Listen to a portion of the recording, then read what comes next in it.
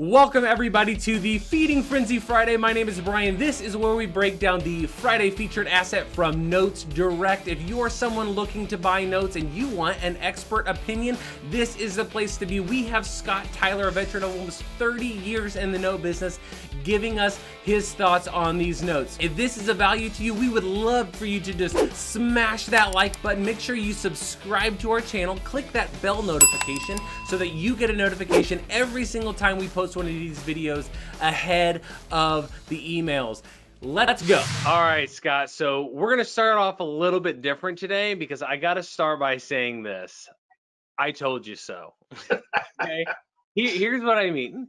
I've been saying for several weeks now that if you'll go and you'll subscribe to the YouTube channel and turn on the notifications, that you'll get notified when these YouTube videos get posted. And it's almost a whole day sometimes before the actual email comes out. And last week was our first week to where somebody went on and they watched the video the day before, and it was like late at night, went ahead and clicked the purchase button. They bought the asset before the email came out. So as soon as the Notes Direct email, the Friday feature asset was sent out, it was already committed to. Somebody had already committed to it. So there is a value to what we're doing. People are getting it. So if you are not subscribed, now you know why you should be subscribing and getting ahead, because they had hours and hours and hours to do their due diligence and find some things out, figure out if it was going to be a win for them. And so with that being said, hey, maybe this week is your week. Let's dig into this. Scott, tell us a little bit about what you got this week. Yeah, I mean, if it's your week and you're looking for a non-performing loan, Brian, I found one for you. Do you know where Charlotte, North Carolina is? I do. Okay, well, this property's not there. It's about an hour west of there. Okay. I'm sorry I got your hopes up there. Yeah. No, Charlotte, this is in Mooresboro, North Carolina. Like I said, it's a non-performing loan, and if that's something, we get a lot of calls on occasion. Hey, you got any non-performing loans? I like to do workouts, right?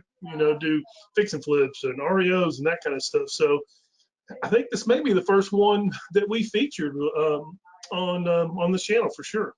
Yeah, that sounds awesome. And kind of just from for those of you who are not familiar with non-performing loans, this is going to be your a lot of times your lowest barrier to entry into the real estate space, because your investment to value is going to have a much bigger spread, right? Wholesalers, rehabbers, we're buying things at 60, 70, 80 cents on the dollar a lot of times.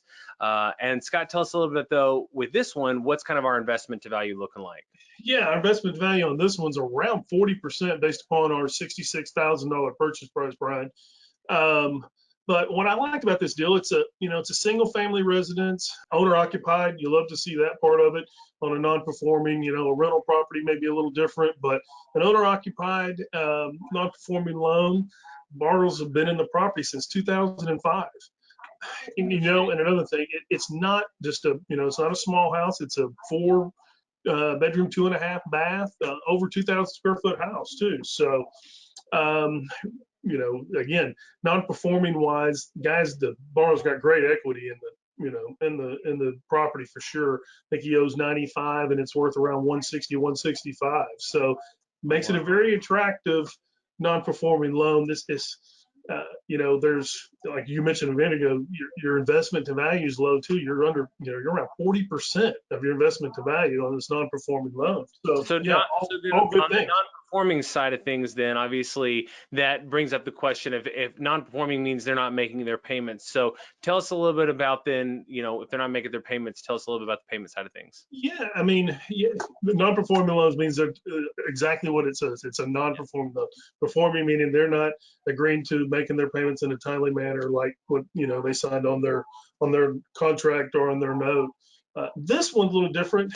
We got a recent payment in October. Don't have any contact with the borrower, but we do have recent payment in October, which is a great thing. So he's at least wanting to keep the property, or something's going on.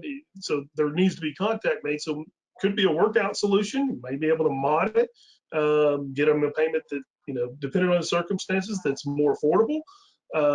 Heck, he may be wanting to sell it. He may want to deed it over. I don't know. But those are all the different workout options when you're buying a non-performing, that you're looking at. What would be my exit strategy? Well, that sounds pretty good. So how delinquent is this? I mean, if you've received a recent payment, have they been delinquent for years or? No, actually, on this loan, he made an October payment, and that was for his March 2020 payment. So his next actual contractual payment due is for the April 2020 payment. So what is it? April, May, June, July, August, September, October. So a little over 6 months. Yeah, well, to me, that really sounds like it could be, pandemic related. And again, it adds to, I think, the chances that there's a modification opportunity here. So for anybody who's wanting to get some cash flow coming in, we could potentially do a modification on this, get it reperforming. And now you got a reperforming note and you're back in the saddle with all the other strategies, right? Hey, you got a reperforming loan that you're at 40% investment to value on, right? Yeah. So I mean that's the attractive part of the non-performing loans, getting them caught up. And and talking about the borrowers, a lot of times borrowers get scared. They put their head in the sand. They don't want to do anything. They're scared to talk to their servicer or whoever. So really, it's going to be a chance for an investor to pick up the phone, maybe send a letter, whatever, get contact and get a solution with the borrower. Yeah, there's a lot of emotional equity. You'd said they've been there since 2005. Yeah. So I think that, this sounds like one that's going to be cool. If you can reach out, they're obviously heavily incentivized to want to stay and find the solutions. Sure. So this could be, if you're brand new to new performing notes, this might be a great one to jump in on. And for those of you who aren't familiar with notes, we're going to tell you about how you can learn a little bit more about that too coming up. All right. So thank you, Scott, for taking some time to walk us through that asset. If this asset is for you, do your due diligence and click that purchase button. Get going. If you want to see more notes, you need to subscribe to this channel. Click the bell notification because you will actually start to get these videos ahead of the email that comes out each week on the Friday featured asset. If you are new to notes or you're wanting to learn more about notes, then I would encourage you to go and register for a free one-day class through our sister company, Note School. It's a one-day deeper dive into everything creative financing, performing notes, flipping notes, non-performing notes, that gives you a better understanding of the note business through case studies. You can register for that class. It's absolutely free. You can register through the link below in the description. For the rest of you, have a great week, and we will see you next week on the Feeding Frenzy Friday.